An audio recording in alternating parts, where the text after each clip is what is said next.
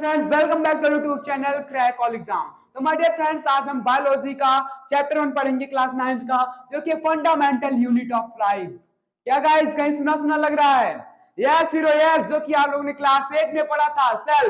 चलिए गाइस, मुझे पता है आप लोगों ने केवल सुना है लेकिन ठीक से पढ़ा नहीं था। तो गाइस कोई दिक्कत नहीं, कोई दिक्कत नहीं। हम सभी को, जिसने नहीं पढ़ा है गाइस, हमारा लक्ष्य क्या है? आपको जीरो लेवल से स्टार्ट करेंगे और आपको आसमान का सैर करवाएंगे माय डियर फ्रेंड्स।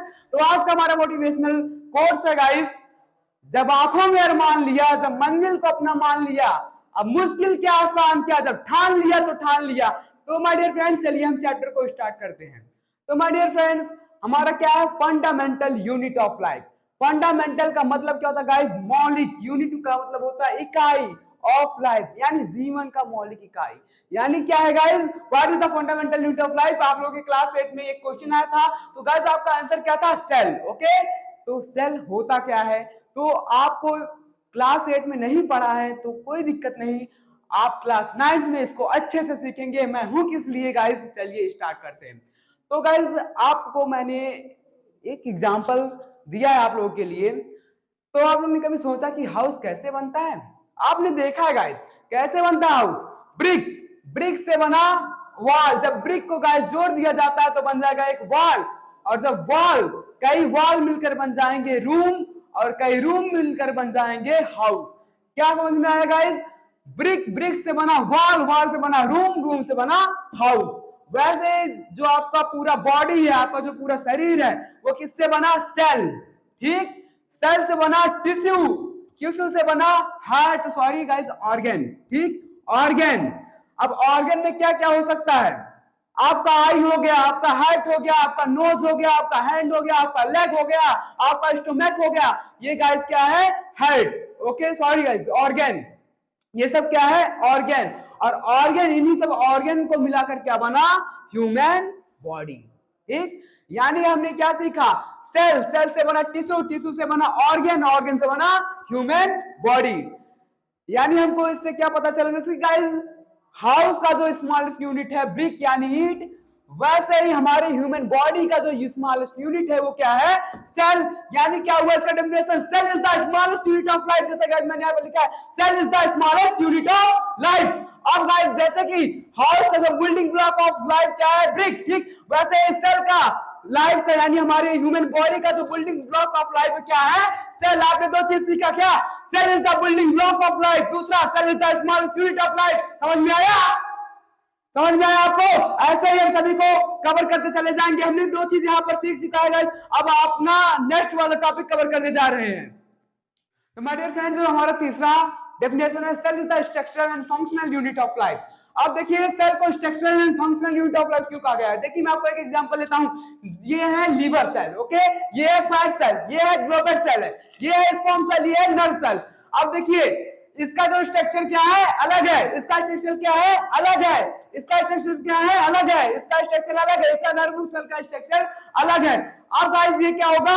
इनका जो फंक्शन भी होगा अलग। ठीक, इनका जो फंक्शन, लीवर सेल का वर्क अलग होगा, फैट सेल का जो वर्क होगा अलग होगा, ग्लोबल सेल का जो वर्क होगा अलग होगा, स्पर्म सेल का वर्क अलग होगा, नर्व सेल का वर्क जो होगा वो अलग होगा।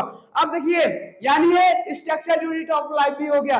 अब देखिए जब आप सेल बनाते हो तो इसमें एक माइटोकॉन्ड्रिया होता है। ठीक, होता है, सेल में माइटोकॉन्ड्रिया होता है। माइटोकॉन्ड्रिया काम जो होता है, वर्क तो अलग होता है। जैसे वो powerhouse of the cell कहलाता है। क्यों कहलाता है इसको हम आगे बताएंगे। उसमें न्यूक्लियस होता है, न्यूक्लियस का काम अलग होता है। गोल्गी एपेटाइटिस होता है, गोल्गी एपेटाइटिस का काम अलग होता है। ठीक, इसलिए यानी जो सभी सेल के ऑर्डिनल है या फिर जो सभी सेल हैं वो अलग अलग फंक्शन भी प्रोवाइड करते हैं। उनका जो स्ट्रक्चर होता है वो भी अलग अलग होता है, इसलिए उनको structural and functional unit of life कहा गया है। हमने क्या पढ़ा? तीन चीज पढ़ी अब तक। स्मॉलेस्ट यूनिट ऑफ लाइफ, दूसरा क्या था? बिल्डिंग ब्लॉक ऑफ लाइफ, तीसरा structural and functional unit of life. और गाइस चौथा क्या होगा? चौथा हमारा ये होगा, सभी लिविंग ऑर्गेनिज्म है गाइस। जो सभी लिविंग ऑर्गेनिज्म है वो किससे बने हुए हैं?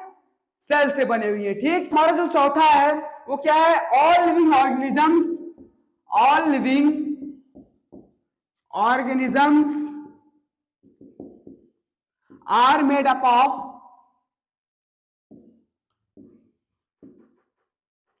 यानी सभी जो लिविंग ऑर्गेनिज्म है वो किससे बने हुए हैं? सेल से। कैसे? चलिए मैं आपको एक प्रैक्टिकल करवाता हूं।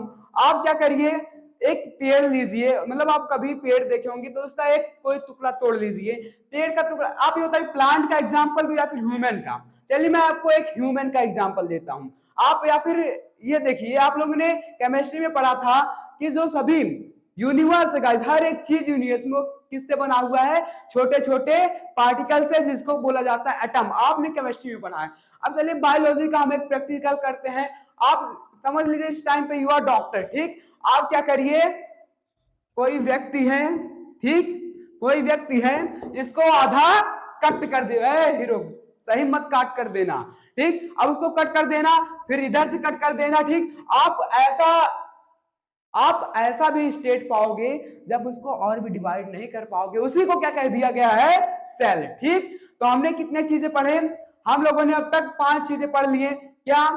पहला, cell is the building block of life. दूसरा, cell is the smallest unit of life. तीसरा, cell is the structure and functional unit of life. और चौथा है गाइस, ऑल लिविंग ऑर्गेनिज्म, सभी जीवधारी है गाइस, वो किससे बने हुए हैं? सेल से। और गाइस ये हमारा पहला पार्ट था जिसमें हम सेल का इंट्रोडक्टिव पार्ट कवर किया। और गाइस नेक्स्ट पार्ट हम क्या करेंगे? सेल की डिस्कवरी के बारे में पढ़ेंगे पूरी तरह से। थैंक यू, मिलते हैं नेक्स्ट पार्ट में।